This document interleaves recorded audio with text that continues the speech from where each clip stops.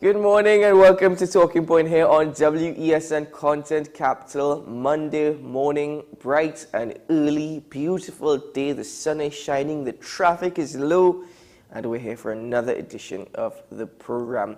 Well, I hope you had a good weekend. It was quite a quiet weekend in terms of news. There were a couple major events.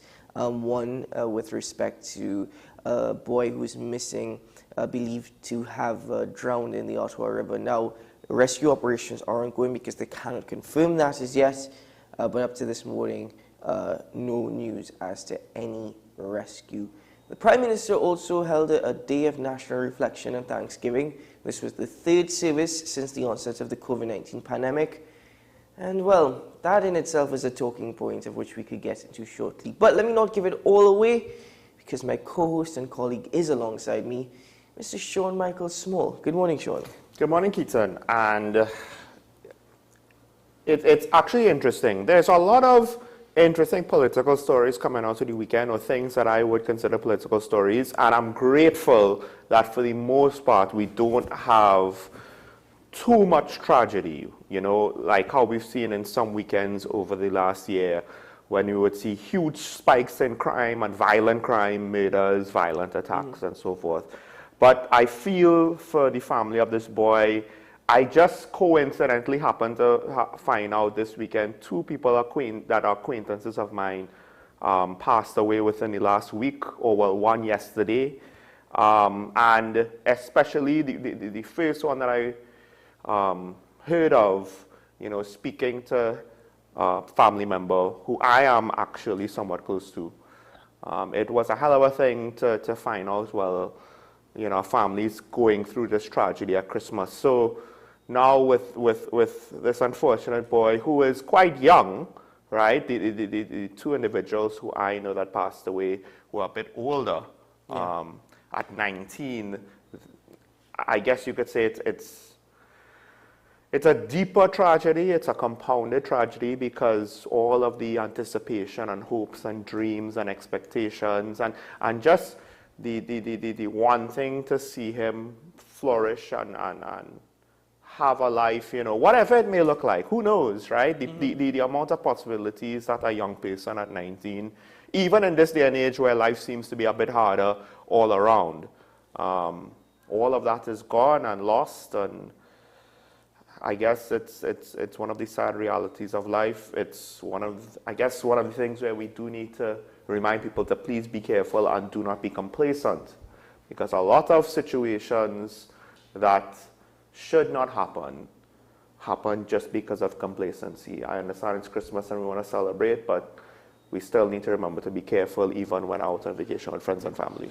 Speaking about individuals who have passed away, Dr. Ramesh Muthu, described as the visionary who oversaw the transformation of San Fernando from borough to city status in November of 1988, passed away last week Friday. He was a medical doctor and consultant rheumatologist whose vision also led to the establishment of the SurgiMed Medical Center in San Fernando. He was among those caught up in the National Alliance for Reconstruction. Let me not make that mistake at all, actually, the NAR in 1986. He was elected vice chairman of the party, served another stint as a government senator in 1987, resigning in 1988 to take up the post as mayor of San Fernando, only serving for 1 term. At that time, San Fernando was dubbed as the industrial capital, and holding firm to that belief that the southern town kept national economy alive, he made the case for it to be transformed as a city, which became a reality on November 18, 1988. He received a Chiconia Gold Medal on September 24th, 2018. And just before we move on, I know that, you know, we should acknowledge, yes, there were other murders, or there is another child that's missing.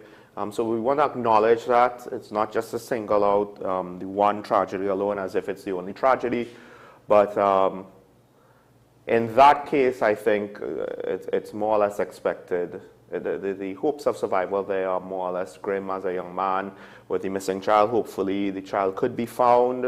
As much as it gets more difficult as time goes on and more time passes, With regards to the fishermen that have been found dead, I mean, that's just another subset of violent crime that needs to be looked at, because this is an ongoing thing. One of our regular callers, he has pointed out multiple times where violence against fishermen has occurred, and there's also an acid attack against a vendor. I'm wondering now. Suspected acid. They're not sure. Okay, but I'm wondering now. You're watching. Potentially, could we see rivals in business now be so desperate, or maybe get to the point where their personal differences reaches to the breaking point where they're looking to utilize violence to settle their differences? It's not just gangsters and pirates. It's now potentially spilling over into the everyday population. Well, I think, and you know, it's a good way to segue into a first talking point, which was the mere fact that you've raised that over the course of the last 2 to 2.5 years with the COVID-19 pandemic, how everything was locked down. This, speaking, would be our first, I suppose, open Christmas celebrations, because even though people celebrated Christmas last year and the year before within their homes, you know, we're all back open, we're living life to the extent that we are living with COVID-19, but there is that sense of normalcy again. I think people could travel more, whether that's of course Tobago or international, and might be more willing, even if it's just to go to a different part of Trinidad. Yeah. There might be more movement this year than last year. But I'd like to rephrase, because I said Christmas celebrations, and I must say, you know, that's wrong of me, considering that many families this year wouldn't even have a Christmas. You know, the circumstances surrounding that varies. People have lost a lot over the last month due to the weather, the rains, and the infrastructure, due to the economy, due to the conditions of the standard of living.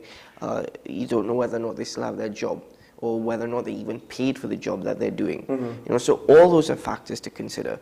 But just by the way, with regards to jobs, I'm constantly surprised when I see another business, because I haven't gone to that location, closed down, and I do wonder, okay, that's more jobs that just lost because the location is boarded up, it's not replaced with anything. Right, and the flip side to that, which is rather ironic, is that business institutions which exist, there are jobs that are being advertised, positions that are being opened, of which they cannot fill. You know, so that's the other side of it. But the point is, there is so much competition now, surely out of desperation to get a dollar. There's a lot. And we do not know the circumstances surrounding what happened between these two vendors, these two female vendors in San Fernando, although the victim said that they did have an argument prior to that incident happening. But what was it about? What was it about? We don't know. But whilst there are vendors, and I understand that Arima is now allowing vendors on the Arima main road from the 16th, which is, I think, on Friday, straight up until the 31st of December. I think the same thing is happening in San Fernando as well. You are going to see that level of fierce competition simply out of desperation. Everybody's trying their best, and I'm already witnessing it on the main road. But it's odd, though. It's odd because what's driving inflation in this economic crisis is a supply issue. That is to say, there's not enough goods to go around with regards to the amount of money that's demanding those goods. So I'm actually kind of surprised, but when things trickle down to the individual retailer, the individual seller, it's not necessarily going to work out quite that way, right? It does make me wonder if, again, we need to have better infrastructure so that people might be able to understand, well, look, we have a lot of people trying to compete at this one spot that's popular to sell at. Maybe if there was some way for vendors to figure out or to find other spots, or local corporations would encourage them, okay, but this area is underserviced. They need more of whatever it is. So we could, you know, y'all don't have to fight over the customers at this one junction. Some of y'all could go to this other junction. Things like that, potentially either a government entity, yes, I know government is inefficient, or like a chamber or an association. But I mean, roadside vendors, you know, official support and infrastructure is not necessarily forthcoming. I think also, Sean, and you know, it ties back into what you're saying. Supplies are limited. The influx of goods that are not genuine. They're stamped with a certain brand, but then they're not genuine. Essentially, they're fake products. Yeah. And we have a great influx of that. You know, and cigarettes is just one example that we often talk about. But if we speak about clothes as well, and everybody in Trinidad loves brand name clothing for whatever the reason may be. Brand name clothing is the way to go. We're speaking about gift items as well, whatever it may be. And as much as we're speaking about competition, on the flip side is that whilst the professor who has called it on this program has highlighted the fact that parking on a main road is illegal, what we're witnessing now is the amount of vendors that are popping up on main roads and actually using the pavement in order to try and ply their trade, whatever it may be. You can just take a walk along the eastern main road in the, Tunapuna, for example, on a Saturday or a Sunday. Very, very busy days for that small town. I consider it a small town. You see that happening. And I sympathize with the vendors because it's a informal economy happening, basically because you have the economy of the market spilling out onto the shops in the streets of Tunapuna. So I sympathize with them because I understand everybody's desperate. But at the same time, it's very difficult because pavements are there for individuals to walk on. You see individuals walking on the road, and it's disrupting. And then what it's also doing is that it's actually causing a lot more traffic because people are now parking on main roads. This comes back to what the professor says. The law breaking is going on. Yes, it's a minor thing. I'm not killing anybody by having my stall at the side of the road, but I am potentially breaking a law if there's supposed to be no parking along this road, and by the police not enforcing it because they want to give people a blight. We need to understand the long-term consequences. Well, law breaking is encouraged. And then you can't turn back the clock because the people, when it reaches the point where it's inconveniencing and it's a negative, now the vendors will say, but you were allowing this all the time. Why are you changing your mind now? You didn't enforce the law. Don't tell me that there was a law in the book that you just decided not to enforce. How is that natural and fair justice? Exactly. It goes into another topic that I just wanted to briefly touch on. But with regards to, you said about fakes, I just want to, I'm not a consumer expert, so, take this with a grain of salt. But people, I think, we need to understand that, yes, sometimes a brand product, a brand name product, the quality is not anything that great. And if you have a way to discern, that the fake is more or less going to be the same thing, more power to you. But just be mindful that it could just as easily be a much lower quality product. And if you're putting too much money into this and it's not going to last long, even in these hard economic times, it doesn't make sense. It doesn't make sense. So I get it. People need alternatives if they don't have availability. And sometimes the fakes are cheaper. But then, more often than not, cheap thing, no good.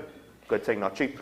And honestly, the point is that, again, I sympathize with a lot of these vendors. I feel sorry for them. Everybody's looking to make just $1 this Christmas. But you see, the thing is, people, and I'm glad you raised the point that police are just doing nothing about just receiving because they want to give them a blight. We all want to give them a blight, but it sets a precedent. Well, and the thing is it that the police want to give them a blight, or is that the local corporation wants to give them a blight? Is it that the councillor or maybe the MP wants to give them a blight? So we don't know. The corruption, it's not just the police that it's going to come from, right? But before I get, too deep into that, essentially, ladies and gentlemen, what we're trying to allude to is that whilst there is a lot happening here in TNT, please be wise with your money. Please be wise with how you're spending your money and even what you're investing in. You have to be smart about it. And investment means how you make your money work for you. And as Sean pointed out, just by purchasing a product that is not the quality to the brand that is being advertised, to the price that it is labeled as, please be very, very careful. Be wise with your money this Christmas. You have to make your $1 last. You don't know when next you're going to get a salary. You don't know when next you're going to get $1. So that's the genesis of the message. A couple of things before the break. First of all, I know of a very big brand name headphones that everybody thinks is the greatest thing. But from what I understand, when tech people actually go into the guts of it, it's very cheap. It feels heavy because there are weights inside. So it's things like that. It's a big brand. It's a big billion-dollar brand, right? About, yeah. So things like that. But also, even just for clothes, we do have to consider how long they're going to last, especially now. Do you have money to keep replacing clothes no matter how cheap it is? But with regards to the police and enforcement, to the flip side now, and back to the potential violent crime where two vendors had an argument and one decided to attack the other to settle the argument. I do wonder if to some extent, if the population cannot get its voice and its frustrations out, it will then basically voice it in a different way, and that is violence against each other. And I say that because, well, now the opposition is basically challenging the law that you have to get permission to protest. And I understand why it would be, what's the word, tempting to go down that route and say, well, the people should just have a right to protest whenever they want. But the flip side is, should a protest have the right to block the highway just whenever it wants? Mm-hmm. And what about the rest of the population, many of whom are not involved in government, even as a low-level worker? Their day is going to be affected, right? So I don't think it's that simple. I understand why the police are supposed to give permission. I just want to say, of course, that goes with the caveat that the police are supposed to be independent. I think there's a lot more to that story in relation to the protest. A lot more, actually. But we have to take a break, ladies and gentlemen. We'll be right back after this.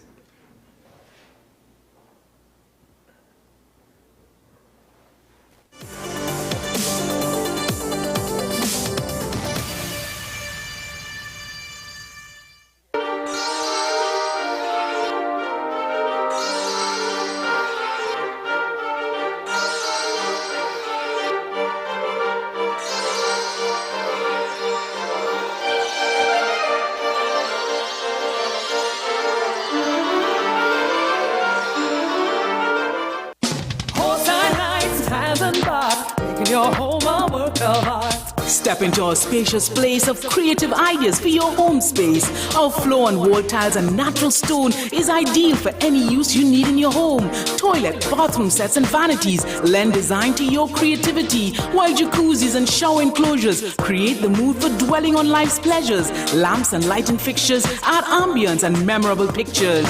Horseline Heights has embarked, making your home a work of art. Hosins Industrial Complex, Union Road, Marabella. Whether it's a room for 1, 2, 3 or more, there's a room waiting with the ocean view almost to your door. Cocoa Reef Resort and Spa, the perfect getaway when you don't want to travel far. The Cocoa Reef Resort and Spa, Crown Point, Tobago. Call 639-8571 for your reservation. Your Christmas is safe with us at BCU. Police Credit Union. Police Credit Union. Your Christmas is safe with us at BCU. Police Credit Union. BCU. Police Credit Union. Get an easy zero-interest Christmas loan at Police Credit Union today. Borrow up to $25,000 with affordable monthly payments. New members, you get up to $10,000. No interest, no installments until January. Apply online at www.policecreditunion.com. Loan subject to credit approval. FanZone, your reliable, authentic supplier, has just gotten better. You can now visit our website www.fanzonett.com for your authentic wear and collectibles. The only place where you can use both your Visa debit and credit cards. Visit our website fanzonett.com to make your purchase today. The best laptops and tablets are at dbesttoys.com. Get a Gateway 14.1-inch Ultra Slim notebook or an HP 14-inch laptop at the best prices in TNT. Get the Fire 7 tablet for $474. You can also shop the latest Amazon Fire Sticks. Call now at 32-DBEST to order or visit us in-store at Forces flagship MacBean. Shop online now at dbesttoys.com. Free delivery available throughout Trinidad and Tobago. Cash or links on delivery.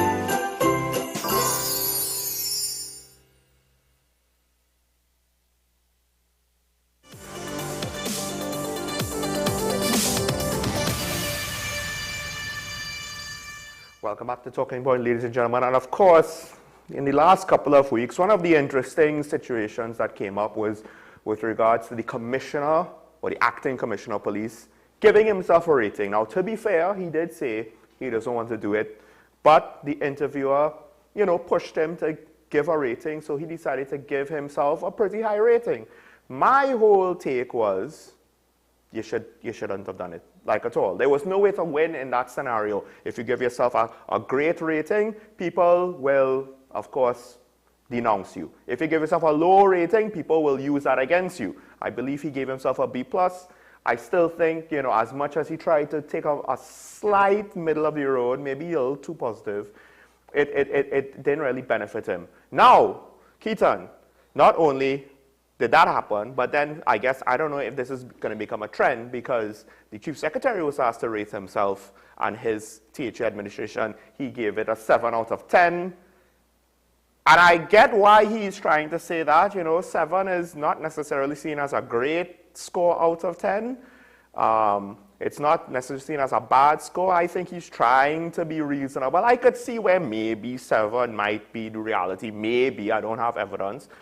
But like the commissioner, I haven't spoken about it before, but I just wanted to say, there's no way to win. You should have not said it at all. You should have just acknowledged that there are challenges and not everything that should have been, needs should have been met, was met, and we'll try to do better, and all of those things. But don't go into that game of trying to give yourself a rating, because again, it will either be used against you, or it will be used, it will be used to denounce you, or it will be used to prove your critics right. Keaton, what do you think about this rating yourself kind of story? Is there any way for these, public figures to win?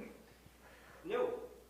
There isn't, unless they actually do their job, which yields results that people experience and feel. But do you think the TTPS situation and the THA situation are similar in that, there's not enough being done that the public could see? It's two different institutions and two different situations, but just as how you said, McDonald Jacob cannot win.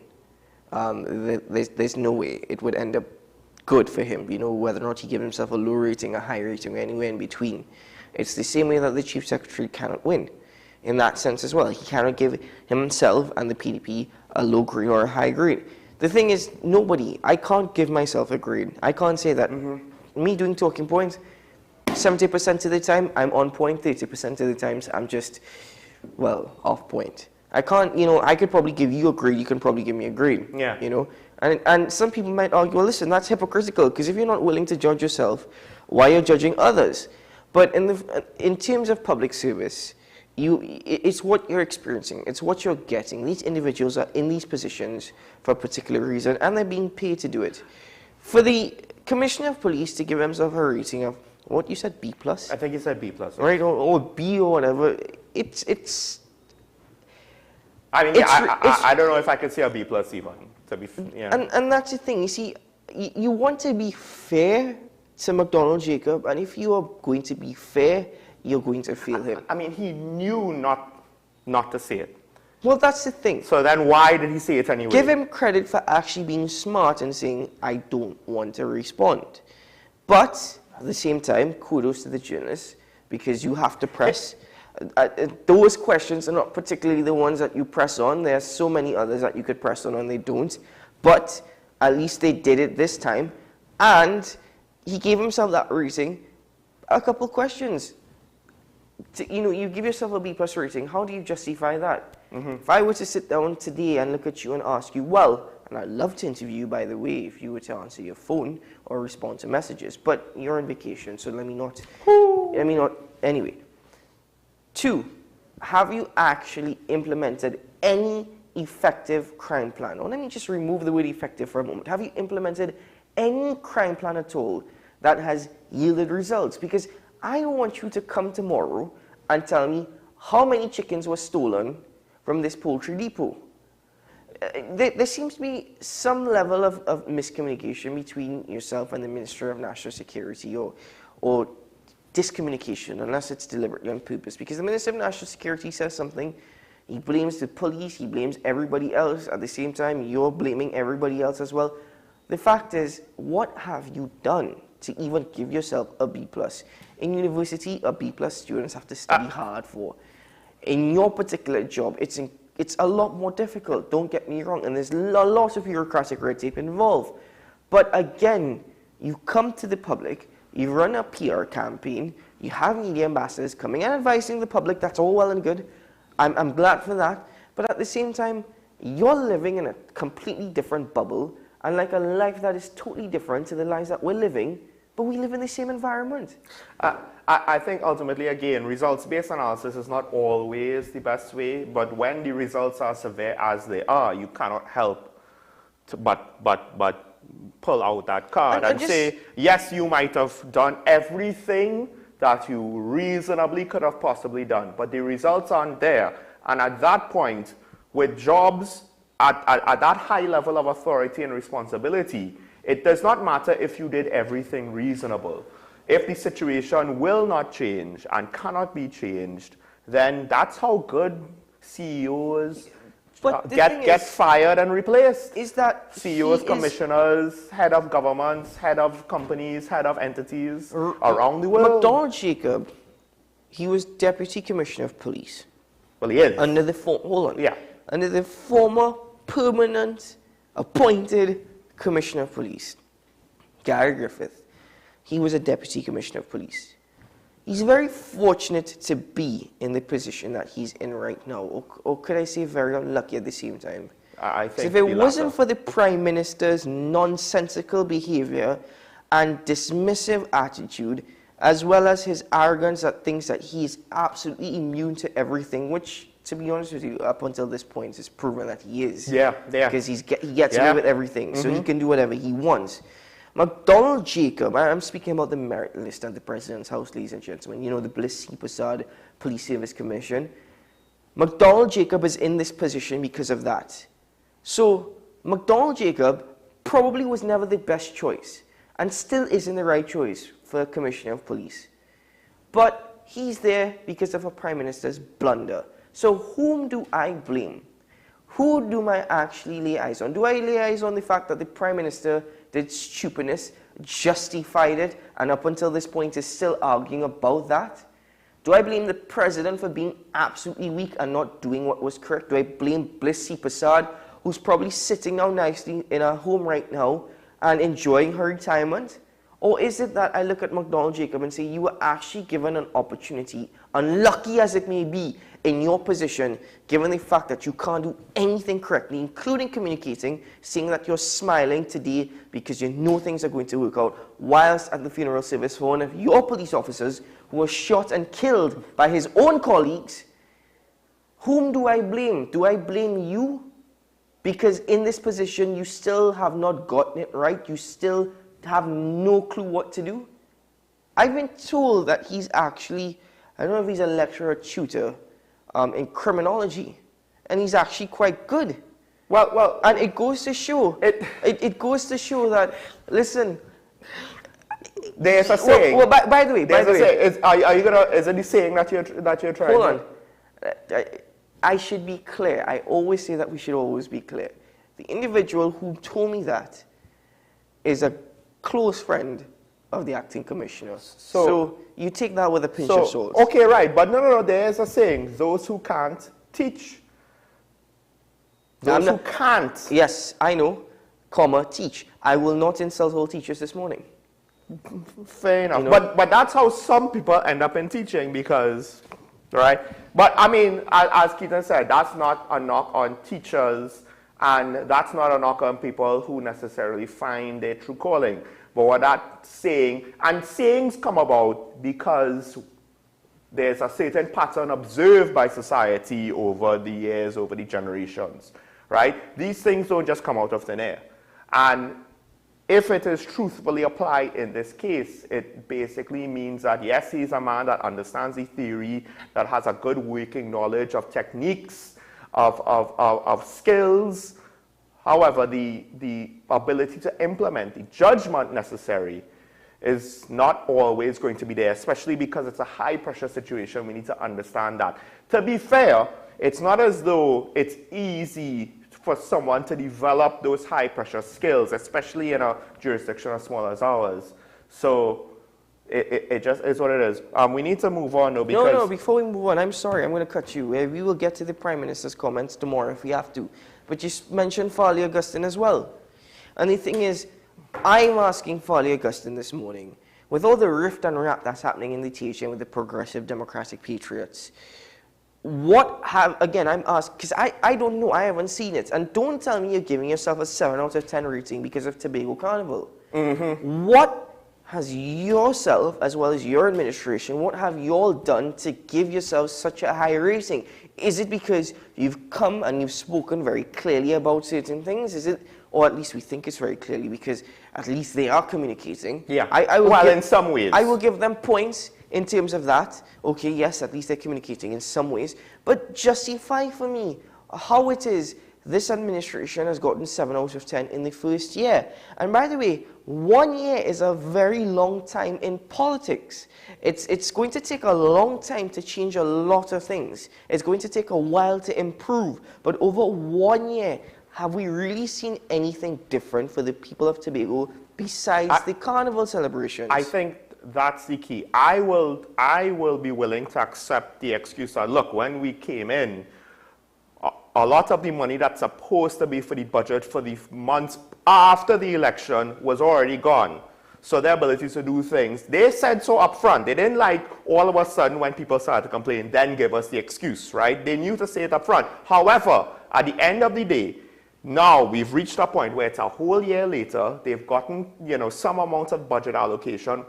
What have we seen? And more importantly, when you're taking radical steps like the one that they recently did, you don't necessarily have enough cachet with the public to say, hey, trust us, we know what we're doing. Because we haven't even seen you actually do or achieve much throughout the last year. You've achieved some things, but is it enough to say, hey, we're going to go radical now, we're going to make this unprecedented step, we're going to boldly go where no political situation in the country has gone before, trust us, things are going to work out, it's going to be stable.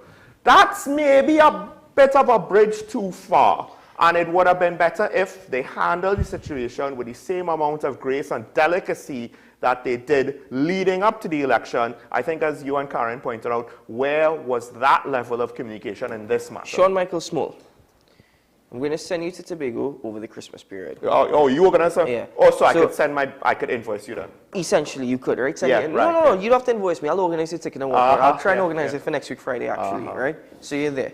And then when you land, I want you to tell me, as an individual who has lived in Tobago, as an individual whose family's in Tobago, whose business is in Tobago, back and forth, you yourself have admitted that you're a stakeholder in tourism. Yeah. Right? But just as somebody who's been there, when you return, tell me what it is that you're seeing or experiencing that's different. And on top of all this, you're saying you're giving them the benefit of the doubt. Okay. No, I could. You could. Are you? Could. Are you? I am slightly leaning in that direction. And the reason why... But you have to understand, it's not that what they did is so great. It's just that the Tobago Council was so devoid of any sort of results completely that, they're just by default better. That doesn't mean it's good. That doesn't mean it's good. It just means that it's better than the previous. I'm just saying that the PDP... They don't seem to be very stupid. They seem to have some level of sense about them. But they're inexperienced. Seem to be. Yes, they're inexperienced. And that's probably a key factor as well, which is why I'm trying to figure out how you give yourself 7 out of 10. But anyway, let me not go over that again.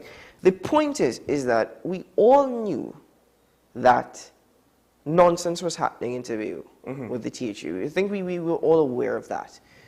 But I wasn't aware of how much. But to the extent only really came out in the last campaign election, following the election as well, when he came and he publicly spoke about what is the balance in our accounts. Exactly, yeah, now, that part, yeah. Now, putting that for aside a moment, you made certain promises. Your term in office, you have another 3 years, right? Your term in office is not very long. And I say that because You don't know. There's no guarantee whether or not you're going to win the next election. On top of that, you don't know. The political pressures might force an election very soon. You have to be very strong-willed and strong-minded and ensure you have the backing and support of the people of Tobago before rejecting any notion of an election. That being said, you've campaigned on so much, you've said so much, and then within the 1 year, I'm asking you, you said money is tight, money is one thing, you spoke about the balances, but that's another part. You're making all these wild comments, all these wild promises, and I'm using the phrasing wild now, because yes, they're inexperienced, but they campaign on that same thing, about so many promises unkept, so many things not done, and then when you come in and realize, oh my goodness, you know, we know nonsense was going on, but we didn't realize that we didn't have any money, then you go against it. This is how good politicians, one of the avenues where they fail, because they don't understand the reality of the situation until you're in the situation to know, hey, this is how government entities operate, how they conduct business, how the bureaucracy works, how using and utilizing public funds, how much is collected, how it's collected, the timing of its collection, allocations, the timing of those things as well. There's a lot of mundane logistical things here that I think first-time politicians might take for granted. And you end up in, you reach an office, you have all these promises, and then you have to realize, oh my word, my promises are not necessarily practical. And no matter how much my intentions are good, that doesn't mean that I can manufacture results when I, practically speaking, can't get it done. And that's where I think the inexperience comes from. But again, at least for now, I rather good intentions and not enough experience, but intelligent people. Hopefully they continue good communication, not bad. The trap, fall into the political trap of bad communication. It's better than what they had.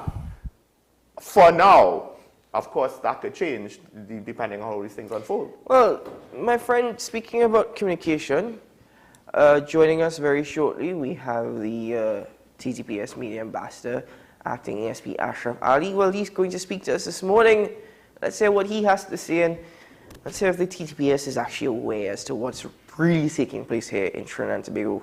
That being said, give them some credit because vendors have expressed that they are happy with the police presence. I'm glad for that. We'll be right back after this.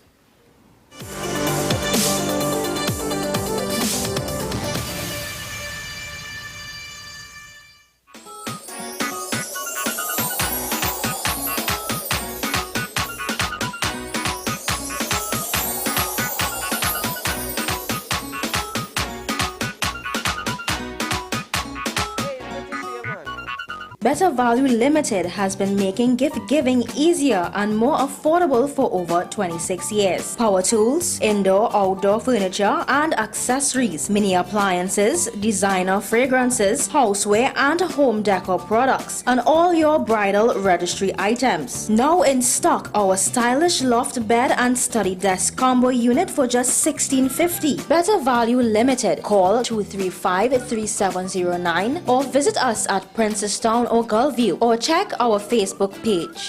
Your Christmas is safe with us at PCU. Police Credit Union. Police Credit Union. Your Christmas is safe with us at PCU. Police Credit Union. Police Credit Union. Get an easy zero-interest Christmas loan at Police Credit Union today. Borrow up to $25,000 with affordable monthly payments. New members, you get up to $10,000. No interest, no installments until January. Apply online at www.policecreditunion.com. Loan subject to credit approval. Whether it's a room for 1, 2, 3 or more, there's a room waiting with the ocean view almost to your door. Cocoa Reef Resort and Spa, the perfect getaway when you don't want to travel far. The Cocoa Reef Resort and Spa, Crown Point, Tobago. Call 639-8571 for your reservation.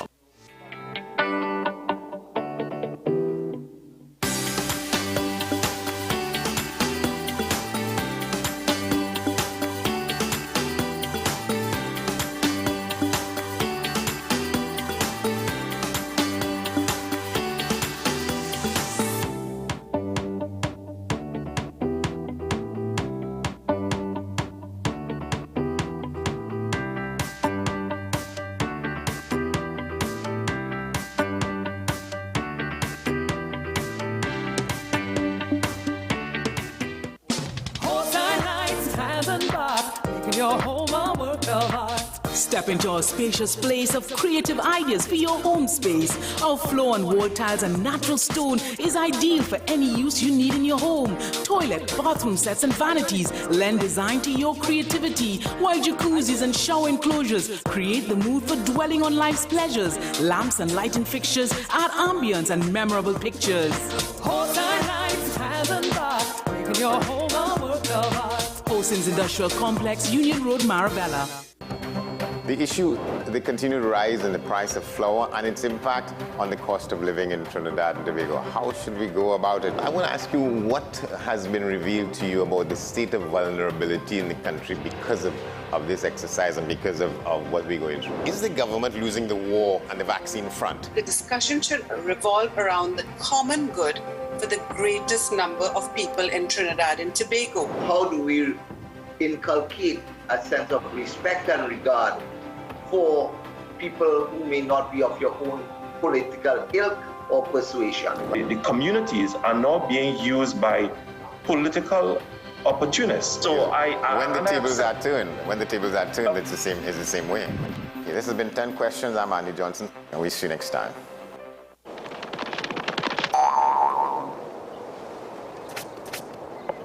Have a content capital Christmas. It's the best time of the year. Now I know we have no snow, but Christmas is still here. Ho ho, the Christmas shows each week for all to see. Movie classics wait for you and our local content for free. Have a content capital Christmas. And in case you didn't hear, oh by God, we have a content capital Christmas this year.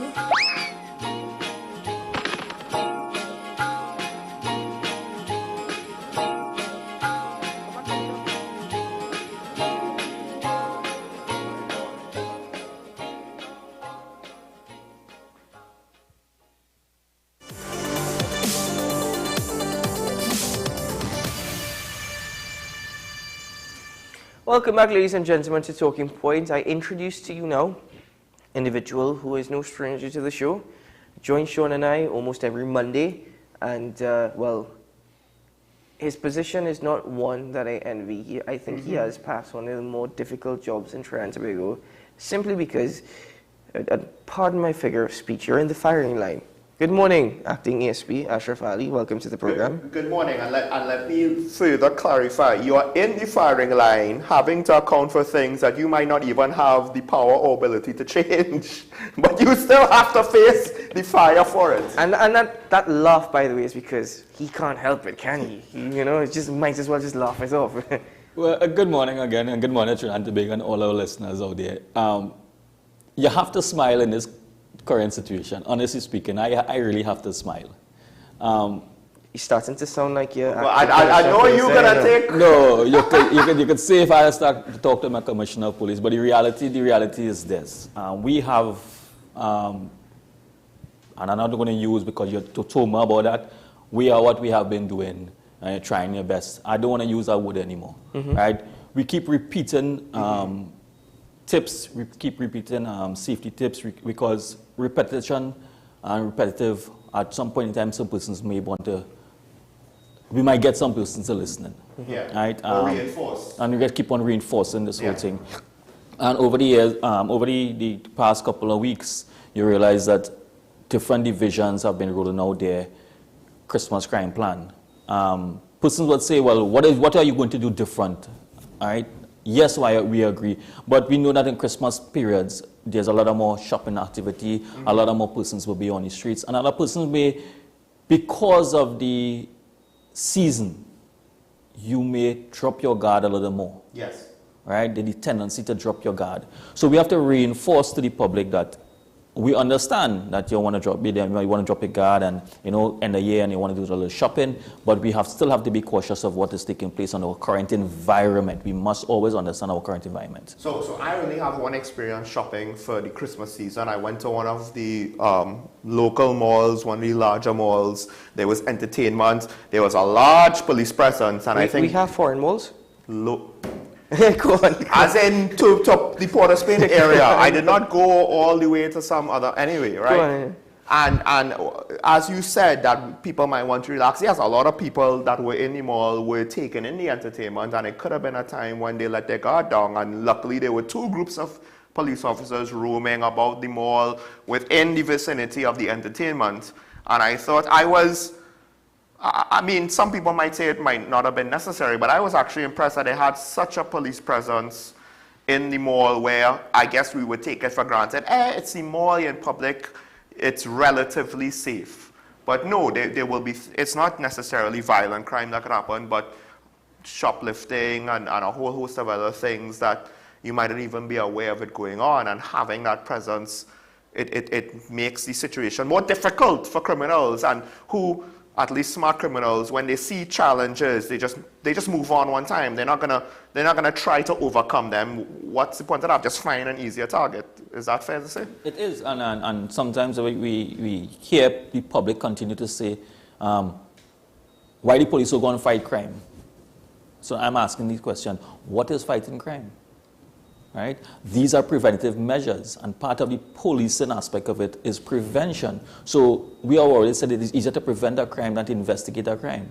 So our methodologies at this point in time, throughout the police service, we continue to try to do preventatives, sending out tips, informing you of what to do and what you shouldn't do. That's just basically advice we have to give the public, because if you don't accept the advice and continue to do your own thing, you put yourself at risk. We have a number of persons who keep on coming and reporting that they have been robbed.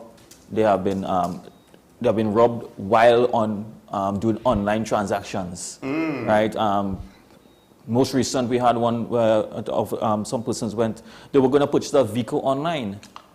Right? Yes, I remember that actually. And they went to the location, notwithstanding three individuals went to the location, but I don't think you ever saw the vehicle. You went into a house to do a transaction for a vehicle, and it was robbed of all the cash, and the persons went to the area. I mean, we keep on saying these type of things, that use the police service, and we are opening our arms and asking you all, use the opportunity to come to the police station, not to report a crime when it already happened. If you have how much cash you're going to give somebody else, you're going to have on you. Yes. But also, just quick to follow up, wouldn't it be fair to say, if the seller or the buyer who you're in contact with does not want to do these things, or take whatever measures you want to have so that you are safe, whether with the property you're selling or the cash you're carrying. That's a red flag. Right, it's not a red flag, and you say, well, this is potentially not even a genuine buyer or seller, I need to move on. And that is why you have to be very cautious, and these are things that we are telling the public. If these red flags are appearing, then this is not a proper transaction. You're putting yourself at more risk. Let me ask you a question, which is a bit, it's not off topic, but it's not pertaining to Christmas in particular. It's generally all around. Recently, we learned of a situation where a roadside vendor actually hit the back of a vehicle with a stone, actually, and then claimed that an individual bounced their car that they were selling from. We also know of instances of where we're now hearing that criminals are deliberately bouncing vehicles, because when the individual whose vehicle has been bounced comes out of the car, has been hit, because as with regulations, you know that you have to come out of the car when an accident takes place. You swap information, driver's license, insurance, etc. And then you make a report at the police station. How do you deal with a situation like that now when you're uncertain as to whether or not this is deliberate or a genuine accident? Because you don't know whether or not that's an individual with ulterior motives. And I would say we keep on telling the public, you need to assess your situation. Notwithstanding that you have been involved in a road traffic accident, once your vehicle can still be driven, there's nothing in the law stating that you have to stop there. Stop there and change information or exchange information. Proceed to the nearest police station and make a report. The driver of the other vehicle has to do the same. Right? But if the driver doesn't, this is the thing, if the driver doesn't do the same, I don't have that driver's insurance information, then in the end, I could be the one losing out big time. No, you don't need the driver's insurance. All you need is registration number of the vehicle. Yeah. Just take the registration number of the vehicle and proceed to the nearest police station. If you're of your opinion that this situation is risky, notwithstanding that, now if there's injuries, is a different situation, because under the Motor Vehicle and Road Traffic Act, you have to render some aid. But rendering aid might simply mean calling the ambulance. It does not say that you have to. Now, you have to assess your situation. Somebody jump out to the vehicle and start to be all aggressive to you immediately, proceed to the nearest. Let me give you an example. You said, get the registration information, number plate, etc. Vehicle, make, model, color. Try and remember that. I had a friend, and this is a personal situation which I will make public, but let's just use it for clarity, who was actually jogging in Tucker Valley, right, along that strip, along with some other joggers as well. A motorcycle actually ran her over. Like, the individual's leaning to use the motorcycle. Injuries to her foot, has to have surgery, rehabilitation, etc. This individual, the motorcycle stopped, the driver stopped, said he was going to get assistance. So she knew the number plate actually of the motorcycle. She saw the color. I don't know whether or not she saw the make. And sped off. Never came back, never called for an ambulance, nothing. It was the onlookers that actually assisted her. So she made multiple reports to the police station. She gave the information, such as the number plate and the color of the motorcycle. Up until this day, and this was about 5 to 6 months ago, up until this day, she's got nowhere with it. And every time she's asked the police, we're investigating. It really takes 6 months to investigate something like this? It does not. Unfortunately, that individual still has the opportunity to make sure that, my advice to that individual is to proceed with a lawyer letter, all right, unfortunately, because that investigation should not have taken 6 months. And pending. And pending.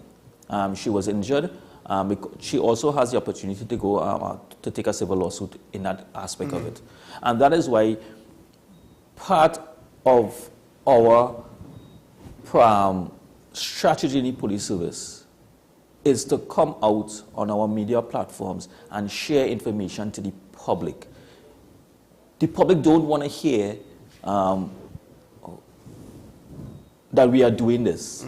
But situations like these is where we have to bring a level of transparency and not hide behind a cloth and say that, behind the curtains and say, well, the police, make excuse to the police officers. No, there's no excuse there. There's an investigation to be conducted, and if the person is dissatisfied with the level of performance of the officers, there are avenues to take the relevant thing. And I'm no qualms about it. If the officer should be held accountable for not taking the appropriate action and some disciplinary charges are laid against the officer, that is the police service structure and the disciplinary process. But we need to come out and inform the public about multiple situations that they get themselves in, and information sharing through our social media platform, sharing tips, our media ambassador. It may be a softer approach. It may not be an approach because right now we're in an unfortunate situation. We done 578 already in a number of murders. We don't know where it is going to end. Right? And we all are hoping that it doesn't go to the 600. But at the end of the day, whether we had 578 or we end up 601, it's 601 murders and lives that have been lost. At the end of the day, when you look at it, now it's 578 lives are lost, 578 families impacted from the loss of life. These are serious situations and serious times that we are in. And information sharing and information across all the platforms. There's a lot of information to be shared with people. some persons not listening to the information, but we have to come on these platforms and keep on sharing information. So whether or not they're willing, receptive to it. Yeah? So I just want to clarify something, because you said, well, you have to assess your situation. Say if a car bounces you, it might be the middle of the night, there might not be a lot of traffic on the road, you might feel isolated, even if you're on what should be a major roadway. So just to point out again, violent crime, robberies, you're saying the license plate is enough. Usually if somebody bounces you to try to get your car to stop and come out, it's not going to be 2 cars totally wrecked and written off. No. It's going to be a small bounce. Do you really want, because you want to make sure to get his insurance information, is that worth it to leave your vehicle, put yourself at risk? It's a fender bender. Head to the police station to report it one time. If they don't show up, well, you know you dodged a bullet. Exactly. So you have to assess the situation, and it's all about that entire situation, how it's playing off, right? And we know there are opportunities, and these are opportunities for robberies. Persons will use any opportunity for a robbery. Now, the possibility exists that maybe a false number plate. Fair enough, right? But at the end of the day, you may have saved yourself a robbery, being a victim of a robbery, I would say. Or your life. Or your life at some point in time. You know, I was rather surprised when you said that there's, unfortunately, you did say, unfortunately, that the individual has to take legal action. Rather surprised, but I'm pleased to see that you are saying that even if it may be your own colleagues, they have to be held to account and things have to get done. I do hope that the TTPS in future is able to clear up instances of this happening to prevent anybody from having to issue a legal letter. But rather pleasing to hear from you, Acting ASP. We just have to take a break here for WSN's News on the Hour. And when we return, when we open up the phone lines, we're here for your questions, ladies and gentlemen. We'll be right back after this.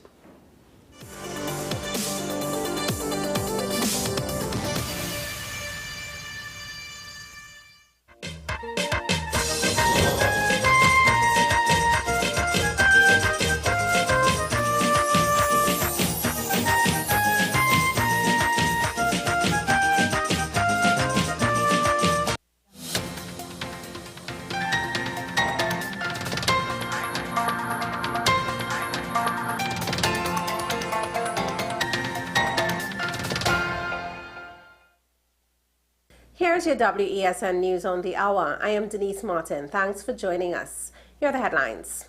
2 gunned down on Sunday. Vista Bella woman arrested after throwing substance on street vendor. Archbishop says population still reacting to trauma of last 3 years. And internationally, 27 bodies dumped by the roadside in Zambia. Now for the details. Police are investigating several more murders that occurred over the weekend. In Wallerfield, 2 Chinese nationals were shot at around 7 last night. The couple was shot inside their vehicle at the corner of Antigua Road and Churchill Roosevelt Highway, Wallerfield. The woman reportedly succumbed to her injuries at hospital, while the man remains in critical condition. Meanwhile, in Point Fortin, a man identified only as Jeremy was gunned down at Chill Restaurant and Bar. These killings took the murder toll to 578 for the year thus far. A 57-year-old street vendor from Vista Bella was arrested yesterday after allegedly throwing a noxious substance at a fellow street vendor. According to reports around 11:40 a.m. on December 10th, a street vendor was selling goods on High Street, San Fernando, when she observed a woman with whom she had recently had an argument holding a plastic bag. The woman, who is also a street vendor, approached her and allegedly threw a yellow-colored liquid in her face, causing her face and eyes to burn. She was taken to the San Fernando General Hospital. The suspect was arrested for throwing a noxious substance with intent to do grievous bodily harm. Traumatic loss over the last 3 years is one of the reasons for the high crime rate. So says Archbishop Jason Gordon, who spoke in a national service of reflection and Thanksgiving hosted by Prime Minister Dr. Keith Rowley on Sunday. There is a work that we have to do of grieving, because so many people have lost so much over the last 3 years. And a lot of what we see in our society is really trauma that is being played out in our schools as we saw the upsurge of violence. Trauma played out in our streets as we've seen the upsurge of violence. Trauma played out in our families as families have had to be face to face. Prime Minister Dr. Rownley, speaking at the event, encouraged the population to keep the faith. Ladies and gentlemen, we have been encouraged to listen. We have experienced the hurt. But we also were told that in the great darkness, there's dawn to be had. This is our sense of strength. It's called faith. In our Christian community, it's called faith. Without faith, we're lost. We have to have faith in ourselves, faith in our neighbors, faith in our teachers, faith in our doctors, faith in our leaders, faith in our country as we have faith in our gods.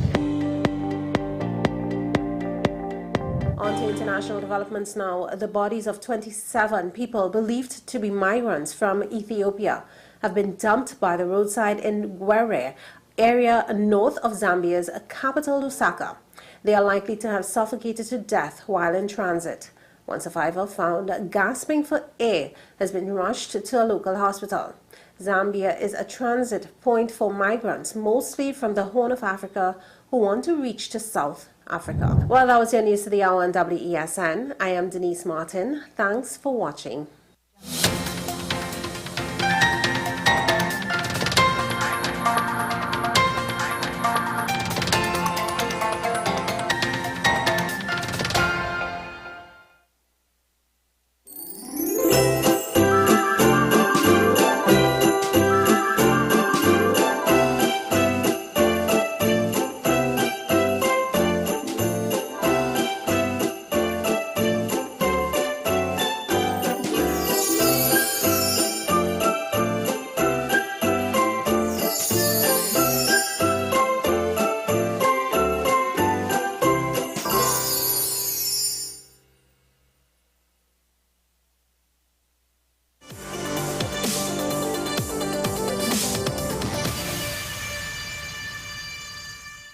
I was a bit confused for a moment because it looks as though Sean grew his hair and dyed it blonde. But it's good to see that face once more. Denise St. Clair, thank you very much for news on the hour. Why are you giving me that look? I was wondering where he was going with it. Well, I was wondering where he was going at. Oh, no, it's just saying, you know, I was like, wait, hold on, Sean, what's... Oh, wait, that's Denise. Don't worry. Probably would have been part of his Christmas grand plan. He wanted to be at Santa Claus in Port of Spain. You know, the police service ruled out. You see, because I also, my face is in the promo as well, so I wasn't sure exactly which one you were sarcasm you was referencing. Right? You need to be more clear, Keaton. Oh, yeah, right? Don't be like a local politician with this ambiguous language. This is why I said news on the hour. You know, but I miss you all on our... Don't be like a regular citizen who listen. Sorry? I miss you all on the roll of our crime plan on Friday in Port of Spain, the city of Port of Spain. But you didn't, we didn't hear from you. Well, I was involved in the rollout of the crime plan, yes. Our Christmas crime plan in the city of Port of Spain. You know, they had a large presence of police officers. That we continue to have a large presence of police officers in Port of Spain. Well, as I said prior to you coming on, and I will give credit, always give credit where credit is due, vendors have actually commended the TTPS for their presence. They said they're happy with the presence. And I will admit that I too, I've witnessed it again, Tunapuna, I think on Saturday, I saw police officers out in the numbers walking the streets. So I give you credit where credit is due. But it's good to hear that coming from you. Me in particular, yes. When I give credit, you know it's genuine. Thank you. Yeah, it's good. It's good. Exactly, folks. Exactly. I think this is something that politicians need to understand. Getting credit from somebody who basically, you know, just sings their praises all the time and never criticize them. How much worth is that in the public discourse? Not a lot. Not a lot. But that's what they want. And we don't believe it. Acting ASP, not that it is my intention to put you on this spot, but I was very curious to know. Our Prime Minister is asking us to have faith. Do you have faith? Do you have hope? Does the TTPS have faith and hope? You had to pause there. No, Mr. Keaton, I would like to say this. You don't ask a question without an intention. You always have an intention for a question. Just take the advice that your commissioner gave himself, but did not take himself. I do not want to answer that. Right, that's fine. But to answer that question, personally, we must have some level of faith in ourselves and in the things that we do. Even in this show, we must have some faith in each other to be fair, to be able to have a proper professional conversation, and to hold it against each other. I may not know what your intention is, but when you bring it across, I could respond. We must have faith. All right? The context in which the Prime Minister used the word faith, he alone knows what his intention was and how he brought it across. But I can say that when you look at this season, Christmas season, it is all about having faith in something. Right? Throughout the year, you may not have been in the best position, but coming to the end of the year and hoping for something better in the next year, you will always have some level of faith in something.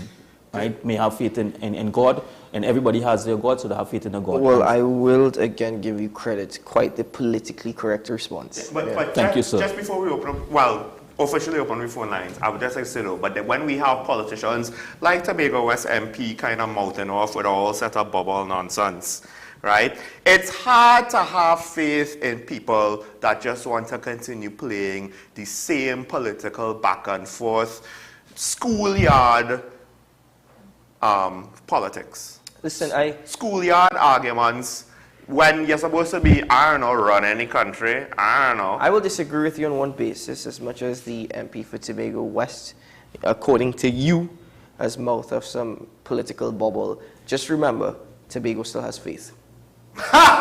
Ladies and gentlemen, let's open up the phone lines this morning, where you, the viewer, can express your opinion, or you can ask us questions. Acting ASP Ashraf Ali is with us. Good morning, caller from Mayaro.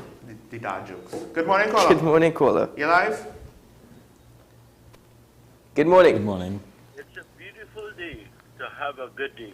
Wonderful caller. I must say, and I'm throwing this out to the officer at law, measurements and calculation has been taking place by merit. The mission and the vision of the police department or sector, has the commissioner really look at himself and understand what the mission and vision is stating, and is it calculated by that or measured? And another thing, Mr. Keaton, this is for you. I have confidence in you. I don't have faith in you. I have confidence. I have faith in the Lord. Yes. And I have great confidence in the department that moving for prosperity transparently. Because we're talking about integrity and we're talking about human life and behavior.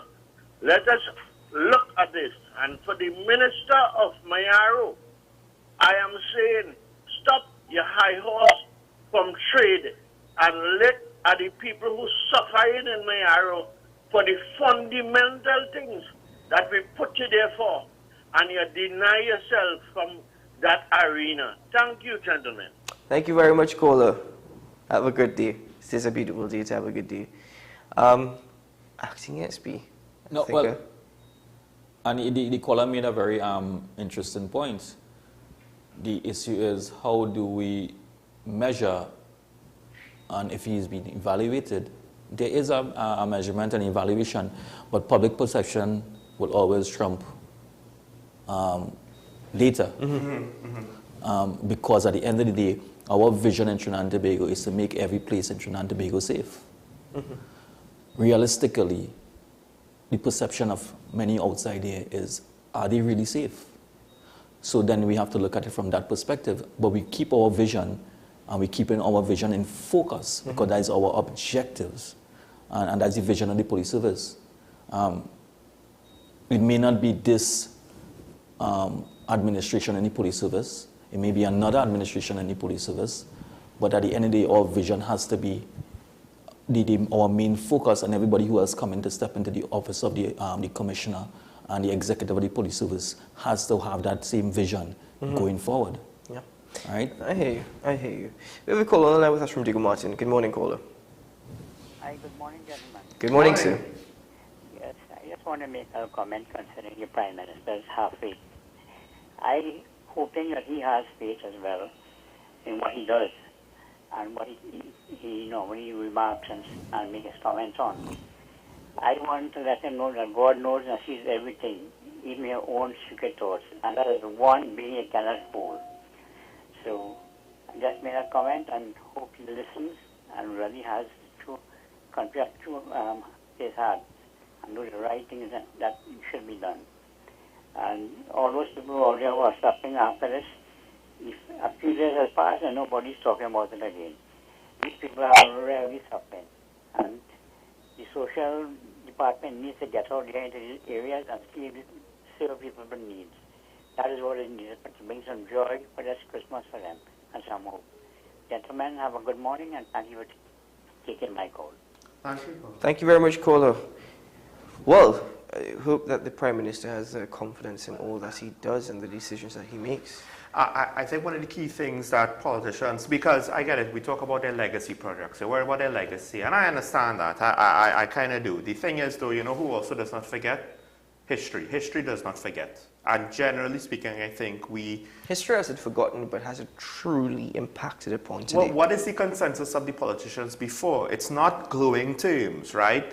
Yes, some people might look at Dr. Eric Williams in esteem, but they will still acknowledge the people around him that they cannot deny were involved in corruption, right? So, and then it only gets murkier as you go down the line. So, at this point, really and truly, politicians need to understand, yeah, when you can't take your money with you, but your reputation will remain among the national population. And what do you want it to be for the 2, 3, 4 generations down the line when they look at the lack of development and the lack of gains by society?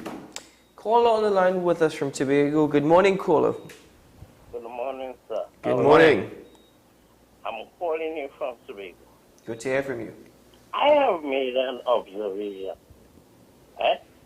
In Tobago, people don't usually vote party.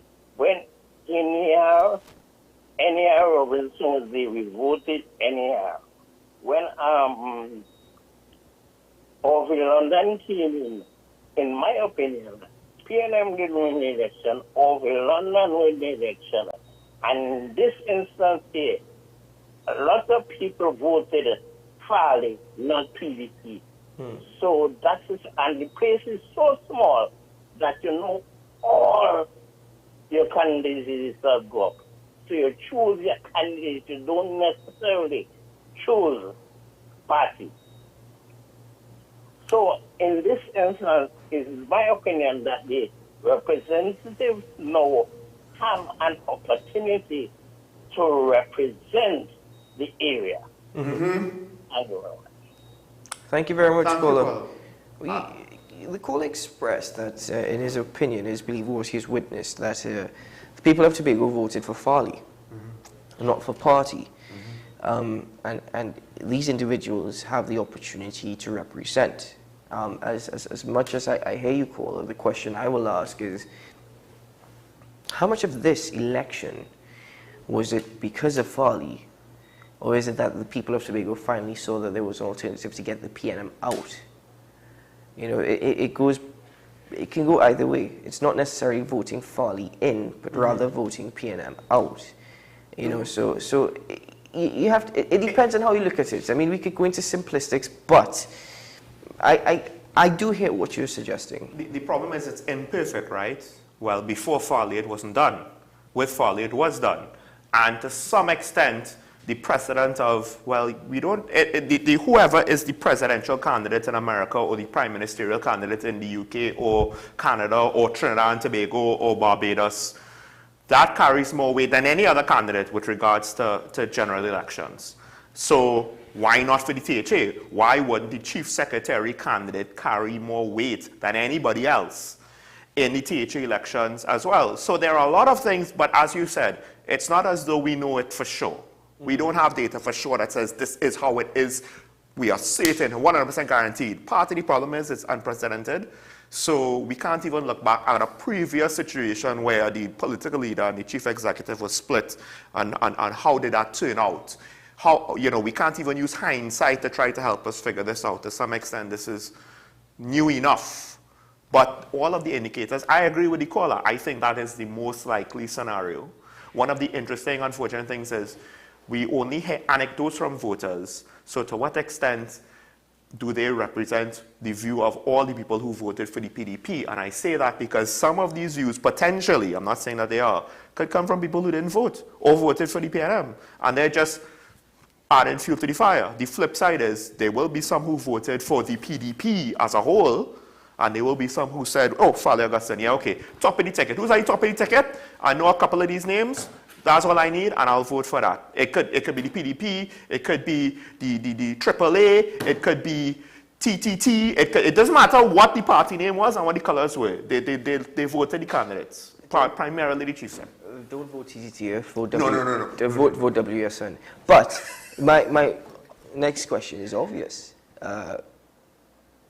Do you think we'll ever break that mindset of party politics? The irony is this is the first and the best chance to do so because they have shed themselves of their party.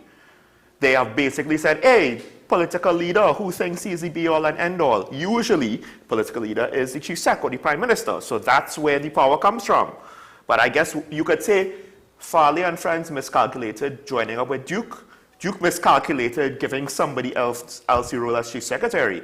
And this is the result. And if it's handled well, maybe it does get people more used to thinking about candidates over party. But if it's handled poorly, just like with third parties in the general election, it could set that concept or ideology back because people won't have confidence in it. So it depends on how they treat shut themselves of the political party, that is the PDP, but following Farley. So there's a sense of I guess, irony there. We're shedding ourselves of the PDP and of Watson Duke, but we're following Farley. So we may not be under a party such as PDP, but we're under the umbrella of We Farley. don't know if their opinions are democratically brought about and he is the spokesperson. We don't know to what extent, what power he wields over the other assemblymen and councillors. All we know is that they, in unison, decided to jump ship. Acting ESP, my sincerest apologies for that, from the aspect that we don't speak much politics with you. But thank you for being with us. We have a caller now with us from Tobago. Good morning, caller. Morning. Good morning. We in Tobago are not following Farley, we're following representatives. Mm-hmm. So would you say each area is they consider their own candidate separately and voted for them based on that? We are following our representatives. So as long as our representatives deliver, that is our concern. Mm-hmm. You realize that party politics has actually mashed up Trinidad? Yes. Yes. Right. So I suppose what they're trying to do is do things differently. We cannot do the same thing all the time and expect a different result. So what we are doing is following our representatives. Mm-hmm. Thank you very much. Thank you very much. Thank you, Cole, for clarifying that. Acting SP, I just want to turn to you for a moment because you were speaking about the Christmas crime plans. On Friday, you launched the Post Mini Vision. They launched their plans. Officers on the ground, foot patrol. Why is it that can't be something that's permanent? Now, the challenge with that is when you have to put those systems in place, each division, the officers are spread across the 10 divisions in Trinidad and Tobago Police Service. You don't always have the amount of resources that you need to concentrate in these areas. So part of the crime plan in Port of Spain is that we are pulling resources from other, partnering with other agencies. So you have finance branch bringing officers, human resource branch bringing in officers, the court and process branch bringing in officers. We also have the port police assisting in some of the patrols. We have, well, yeah, it's true because they're not doing a job in the port anyway. So the transit police assisting in patrols. We have traffic wardens now, and we also have the licensed officers coming and lending support. All these law enforcement arms coming together in this Christmas period. Now, it cannot be sustained throughout the year because each individual agency has their roles and responsibilities and their mandates to follow. But for the purpose of the Christmas period, the mandate is one, to make the city of Port of Spain safe in this whole partnership aspect of it, and each of the division is the same. Well, quickly, Carnival though, we'll see similar for Carnival. Yes, you will see similar coming for Carnival. So I'll pull you up on that one more. We have this caller from a final caller for the morning, from Diego Martin. Good morning, caller. Hi guys, and ACP. Thanks. Good morning. For me, faith is a belief that's not based on proof, and in that light, I have no faith in most institutions in this country. I have zero faith in Keith Rowley because, of course, I think he's an abysmal failure. And it's like people who are now telling the devastated mom of the baby, Alan Ramdial, to have faith and hope. So that's it. Thanks. Bye-bye. Thank you very much. I'll just like to add that as much as we want to knock the Prime Minister, can you imagine that he's still potentially better than a lot of the alternatives we have now? Makes you want to... Is he? Well, I would just say that's an argument to find new alternatives. So I'd be cynical and ask the Prime Minister if he has faith in or confidence, because the caller from Yara corrected me, confidence in the ability of his own cabinet to carry out their rightful duties. But then again, he said he has done his job. Because he might not have faith, pun intended, but that's because he has no hope, pun intended. Master Control, do we have to take a break? Okay. Those who know. On the puns. Back to the acting ASP.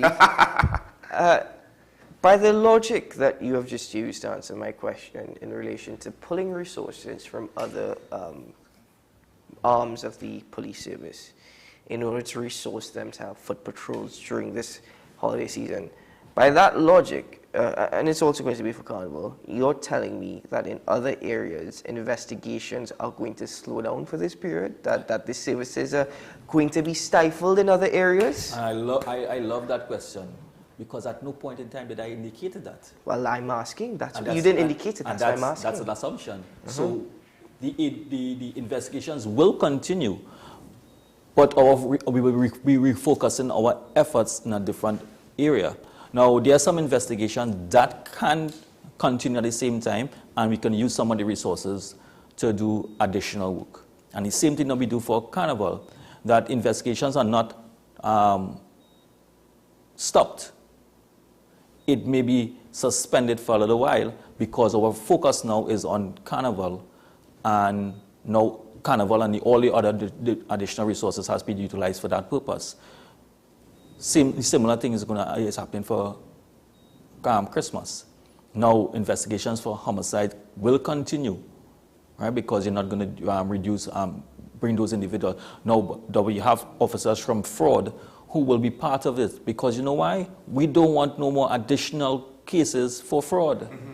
So the officers from fraud, they have been asked to visit some of the banking sectors, some of the businesses, and give them some additional advice and some safety tips as to how they can secure both their business as well as their customers, and what to look for in use of certain devices, what could constitute fraud. Because over the we would have persons who will still try to issue fraudulent checks, so to advise them how to treat with it one time, how to address those issues. Same thing with the social media platform. Our investigation for social media aspects still continue, but we also have our cybercrime unit who is coming to inform the public again and continue to inform on a regular basis about these crimes that continue to happen on social media. Right? So it's about balancing the act to get the desired objectives that we want in this short space of time. I think the ASP can't say it, but part of the problem with investigations, there are other logistical issues, there are other resource limitations, there are other departments and divisions, and he can't say it, I'll say it though, right? And we do have to consider the entire criminal justice system Now, with that said, things like pulling people out from their primary role would be easier if the system ran with some level of efficiency and smoothness.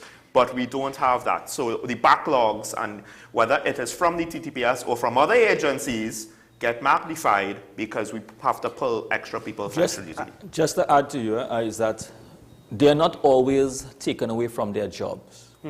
Number of police officers that we are using that have been utilized in these plans are doing it after they finish their actual functions. So they are coming out afterwards, and officers continue to give additional hours, continue to come out additionally. So I'm grateful for that, and I want to thank you for your presence. I just have one final question to my co-host Sean. Yes. Why can't the acting ASP say it? Because you just answered on his behalf. Why can't he say it? Because, and we see this in the police, we've seen this in education with teachers. Once your job is something to do with the government, your ability to speak publicly is very limited. I don't think so. He's a media ambassador. But anyway, folks, that's it for this morning's edition of Talking Point. I want to thank all our callers. Acting ASP, any messages to the Christmas shoppers? Any final Just words? want to inform the public out there, be cautious of how you utilize your funds, your environment.